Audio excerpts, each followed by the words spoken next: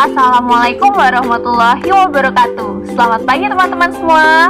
Wah, tidak terasa ya, hari ini kita sudah sampai di semester genap pembelajaran kelas 7. Semoga teman-teman semua dalam keadaan yang sehat dan jangan lupa untuk selalu bersemangat untuk memulai pembelajaran kita pada hari ini. Baik teman-teman, di hari ini kita akan mempelajari mengenai mengidentifikasi unsur-unsur surat pribadi dan surat dinas. Apakah kalian sudah siap? Yuk segera kita mulai. Pada hari ini ada beberapa hal yang akan kita pelajari. Yang pertama, kita akan belajar mengenai pengertian surat dan fungsi surat, jenis surat, surat pribadi dan surat dinas, ciri-ciri dan unsur-unsur surat pribadi dan surat dinas, perbedaan dan persamaan surat pribadi dan surat dinas, dan yang terakhir, isi surat pribadi dan surat dinas.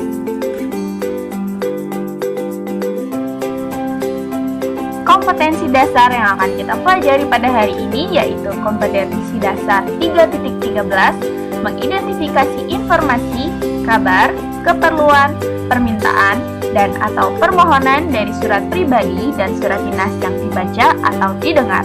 Tujuannya agar peserta didik dapat mengidentifikasi informasi yang terdapat dalam surat pribadi dan surat dinas dengan benar, secara mandiri, jujur, dan bertanggung jawab.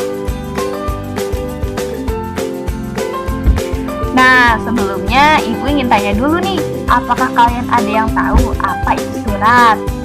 Ya teman-teman, surat adalah sarana komunikasi untuk menyampaikan informasi atau pernyataan tertulis dari satu pihak kepada pihak lain.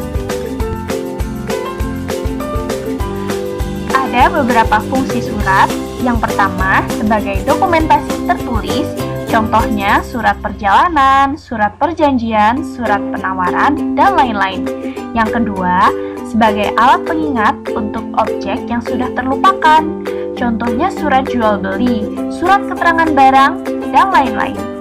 Selanjutnya, surat juga sebagai bukti historis untuk menyelidiki keadaan orang, organisasi, dan lain-lain.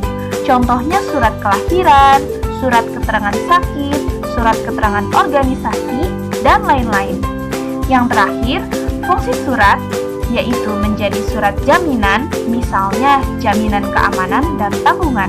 Contohnya surat perjanjian jual beli, surat perjanjian saat dihukum di BK, dan lain-lain. Teman-teman, apakah kalian pernah mendapat atau menulis salah satu surat yang disebutkan? Salah satu jenis surat adalah surat pribadi. Surat pribadi adalah bentuk komunikasi tertulis yang dilakukan seseorang kepada orang lain yang membahas kepentingan atau hal-hal yang bersifat pribadi.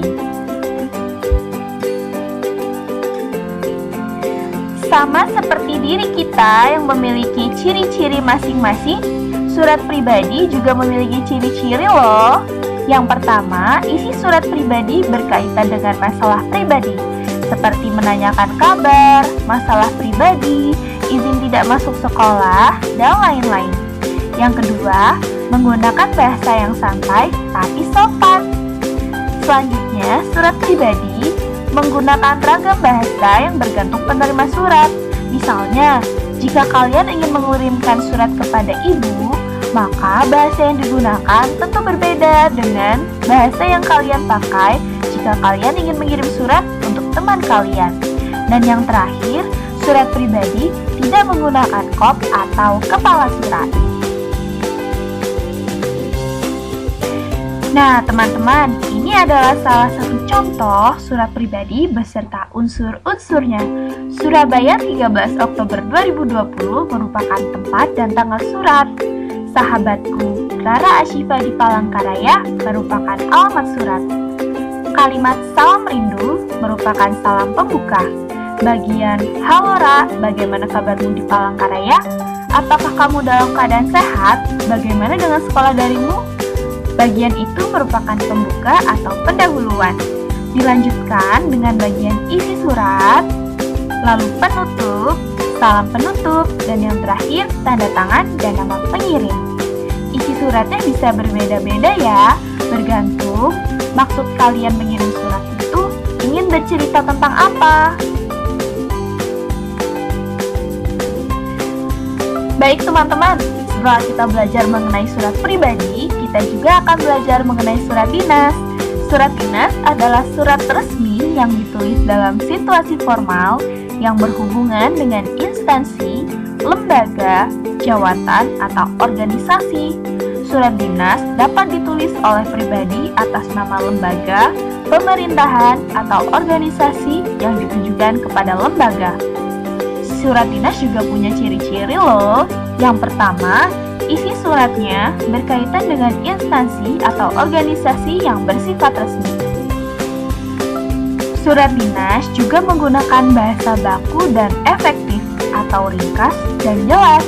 Dan yang terakhir, surat dinas menggunakan kepala atau kop surat. Apakah kalian bisa memahaminya? Selanjutnya ada jenis-jenis surat dinas. Yang pertama ada surat permohonan. Surat permohonan digunakan untuk meminta bantuan kepada instansi atau perorangan yang jabatannya lebih tinggi. Yang kedua ada surat tugas. Surat tugas adalah surat yang dikirimkan oleh instansi, lembaga, atau organisasi kepada salah satu atau beberapa orang untuk menjalankan tugas tertentu. Yang ketiga ada surat pemberitahuan. Surat pemberitahuan adalah surat yang berisi pemberitahuan untuk semua anggota kelompok organisasi atau lembaga. Contoh, surat pemberitahuan yaitu pengumuman, surat edaran, dan surat pernyataan. Yang keempat ada surat undangan. Surat undangan yang tergolong surat dinas adalah undangan yang dibuat oleh instansi, lembaga, atau organisasi kepada seseorang untuk menghadiri suatu acara. Yang kelima ada surat lamaran kerja yang ditulis oleh individu atau pribadi untuk melamar pekerjaan kepada instansi atau lembaga. Dan yang terakhir ada surat perizinan. Surat ini dikirimkan oleh instansi atau organisasi untuk meminta izin. Sama seperti surat pribadi, surat dinas juga memiliki unsur-unsur. Yang pertama ada kop atau kepala surat, yang kedua tempat dan tanggal surat, nomor lampiran dan perihal, alamat surat, salam pembuka, isi, penutup, salam penutup, dan yang terakhir ada nama dan tanda tangan. Berikut ini adalah salah satu contoh surat dinas beserta unsur-unsurnya. Yuk kita cermati masing-masing unsur dari surat dinas berikut.